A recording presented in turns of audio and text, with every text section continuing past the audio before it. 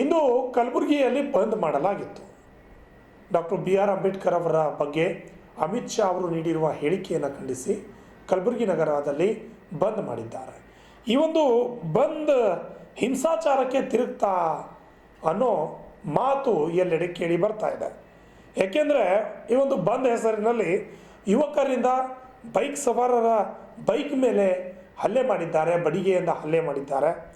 ಅದೇ ರೀತಿಯಾಗಿ ವಾಹನಗಳ ಮೇಲೆ ಕಲ್ಲು ತೂರಾಟ, ಯುವಕರ ಮೇಲೆ ಹಲ್ಲೆ ಮತ್ತು ಬಡಿಗೆಗಳನ್ನ ಹಿಡಿದುಕೊಂಡು ಯುವಕರು ಅಂಗಡಿಗಳನ್ನು ಮುಚ್ಚಿಸಿ ಅಂಗಡಿಗಳ ಶಟರ್ಗಳಿಗೆ ಹೊಡೆದಂಥ ಘಟನೆ ಕಲಬುರಗಿ ನಗರದ ಶಹಾಬಜಾರ್ ನಾಕ ಸೇರಿದಂತೆ ಅನೇಕ ಕಡೆ ಜರುಗಿದೆ.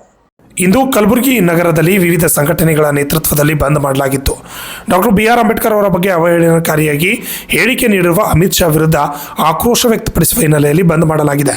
ಆದರೆ ಕಲಬುರಗಿಯಲ್ಲಿ ಬಂದ್ ಹೆಸರಿನಲ್ಲಿ ಅನೇಕ ಯುವಕರಿಂದ ಬೈಕ್ ಸವಾರರ ಮೇಲೆ ಹಾಗೂ ಬೈಕ್ಗಳ ಮೇಲೆ ಹಲ್ಲೆ ಮಾಡಲಾಗಿದೆ ಎಂದು ತಿಳಿದು ಬಂದಿದೆ. ಶಹಾಬಜಾರ್ ನಾಕದ ಚೌದಾಪುರಿ ಮಠದ ಬಳಿಯೂ ಕೂಡ ಇಂತಹ ಘಟನೆಗಳು ನಡೆದಿದೆ.